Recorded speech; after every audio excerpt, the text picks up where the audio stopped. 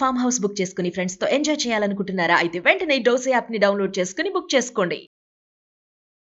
నమస్తే రమగారు. నమస్తే జయ. రమగారు, మాఘమాసం ఈ మాసం యొక్క విశిష్టత ఏంటండి? ఈ మాసంలో అనుసరించాల్సిన విధి విధానాలు? బోల్డని ఆ, మాఘం పుష్యమాసం అవ్వంగానే సంక్రాంతి పండగ వెళ్ళేసరికల్లా ఇంచుమించు ఓ వారం 10 రోజుల్లో అలా వచ్చేస్తుంది. ఈ సంవత్సరం 22వ తారీఖే మనకి మాఘమాసం. మాఘమాసం వచ్చేస్తుంది. మాఘము సౌరమాసం, సూర్య సంబంధమైన మాసం. ఇప్పుడు సూర్యారాధన విశేషమైన ఫలితాన్ని ఇస్తుందట. మాఘంలో వచ్చేటువంటి ఆదివారాలు, మాఘంలో వచ్చే సప్తమి, మాఘంలో వచ్చే రేపు చతుర్దశి, మన మహాశివరాత్రి కూడా విశేషంగా చెప్పుకుంటాం. మాఘంలోనే భీష్మ ఏకాదశి వస్తుంది. పర్వదినాలు అత్యద్భుతమైనవి ఉన్నాయి. ఈ మాఘంలో ఏంటంటే కార్తీకంలో చేసినట్టుగానే మాఘంలో కూడా ఏమన్నా పొద్దున్నే స్నానం చేయాలి. కార్తీక స్నానం సూర్యోదయాత్ పూర్వం. అవును. ఇది సూర్యోదయం అవగానే చేయటం. మాఘమంతా మనం సూర్య దర్శనం చేస్తే విశేషమైన ఆరోగ్యం లభిస్తుంది. మాఘ పురాణం కూడా చాలా బాగుంటుంది. మాఘ పురాణం బాగుంటుంది. చేసాం కదా. మాఘ పురాణం వినడం కూడా మంచి విశేషమైన ఫలితాన్ని ఇస్తుంది. ఇప్పుడు ఏంటంటే సూర్యుడు నిన్నటి నుంచి, మనం ఎప్పటి నుంచి, మకర సంక్రమణం నుంచి కొంచెం భూమికి దగ్గరగా వస్తాడు. దగ్గరగా రావటం, ఉత్తరం వైపుకి వాలి మనకి ఉదయించటం, తేజరిల్లటం, సౌరశక్తి పెరగటం మొదలు పెడుతుంది అనమాట. భూమికి కొంచెం దగ్గరగా వస్తాడు. ఇలాంటప్పుడు గనక మనం సూర్యారాధన చేస్తే ఆరోగ్యానికి మంచిది, ప్రకృతికి మేలు చేసే ఆరాధన ఏంటంటే సూర్యారాధన.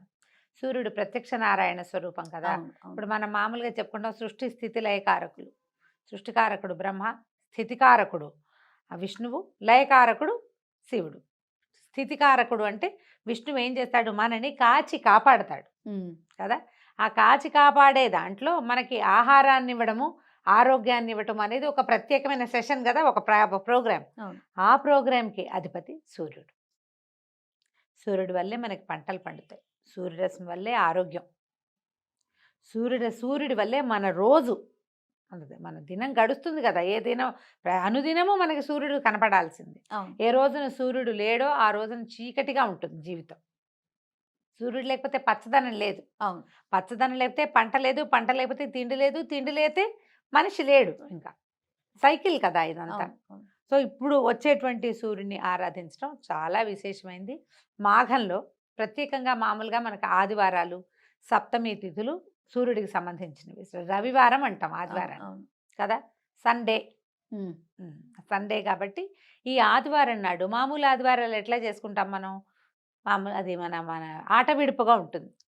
మాఘాదివారాలు పర్వదినాలు. ఈ మాఘపు ఆదివారం రోజున తప్పకుండా సూర్యుడిని నమస్కరించటము విశేషంగా, తర్వాత సూర్యుడి కోసం పాలు పొంగించటము, సూర్యుడికి సంబంధించిన స్తోత్రాలు చదువుకోవటం.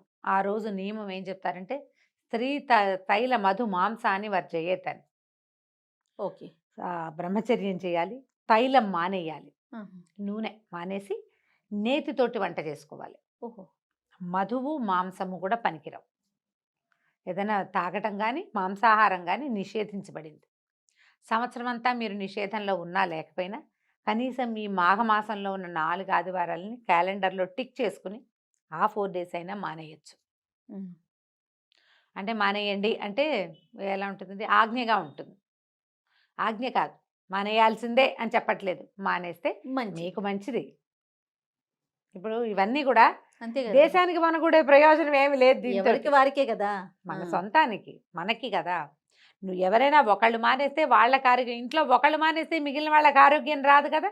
ఎవరు తింటే వాళ్ళు కడుపు నిండుతుంది, ఎవరు దండం పెట్టుకుంటే వాళ్ళకి ఫలితం ఉంటుంది. అలాగే ఎవరు మానేస్తే వాళ్ళకి రావాల్సిన ఫలితం వస్తుంది. ఖచ్చితంగా ఈ 4 ఆదివారాలని మనం విశేషంగా చేసుకోవచ్చు. దీంతో మనకి రథసప్తం ఒకటి వస్తుంది. ఈ నెలలో మనకి ఇంకో ప్రత్యేకమైన తిథి ఏంటంటే శ్రీ పంచమి, వసంత పంచమి అని చెప్తాం కదా. మాఘంలో వచ్చేటువంటి 5వ రోజు ఈ పంచమి నాడే సరస్వతీదేవి జన్మదినం అని చెప్తారు. ఈ రోజున మనం సరస్వతి పూజ చేసుకుంటాం. మామూలుగా మనం మూలా నక్షత్రం చేస్తాం ఎప్పుడు, దసరాల్లో మూలా నక్షత్రం అమ్మవారి యొక్క జన్మతిథి. మూల ఆవిడ పుట్టింది జన్మ నక్షత్రమే మూలా నక్షత్రము.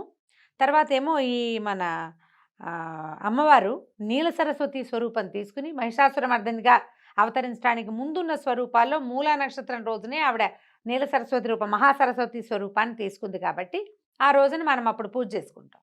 ఈ ప్రత్యేకంగా సరస్వతికి పూజ చేసేది ఈ శ్రీ పంచమి నాడు. సరస్వతి శుద్ధ జ్ఞాన స్వరూపం. సరస్వతి ఆరాధన వల్ల జ్ఞానం వస్తుంది. అదేమిటి ఓన్లీ చదివేనా జ్ఞానం అంటే?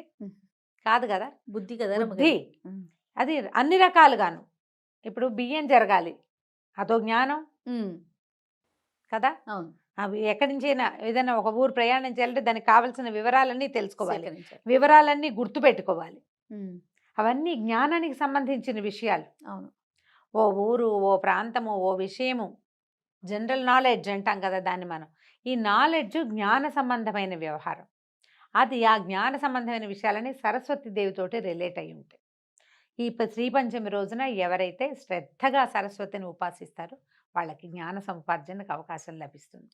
అందుకని విద్యాభ్యాసాలు అవి చేసేటప్పుడు ఈ మన పిల్లలకి అక్షరాభ్యాసం చేయించాలంటే మూలా నక్షత్రం నాడు కుదిరితే కుదిరింది, లేకపోతే ప్రధానంగా ఈ సరస్వతి పూజ రోజున శ్రీ పంచమి నాడు చేయిస్తాం. అవును.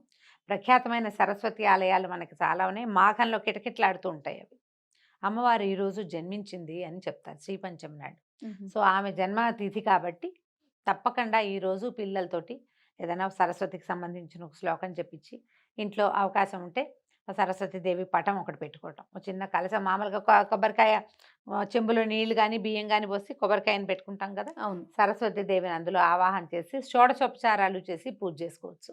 అంత పెద్ద పూజ నా వల్ల కాదండి, మా ఇంట్లో అలవాటు లేదంటే సరస్వతి దేవి పటం ఒకటి ఉంచుకోండి ఇంట్లో, పిల్లలతో దండం పెట్టించండి, మీరు దండం పెట్టుకోండి. మనకు కూడా జ్ఞానం ఉండాలి. జ్ఞానానికి సంబంధించిందే జ్ఞాపక శక్తి కూడా. రేపొద్దున పెద్ద అయ్యాక మనకి ఏ డిమెన్షియావో అల్జైమర్సో రాకుండా ఉండాలంటే ఏదైనా మనకి జ్ఞాన సంబంధమైన దేవత పూజ చేసుకుంటే కదా.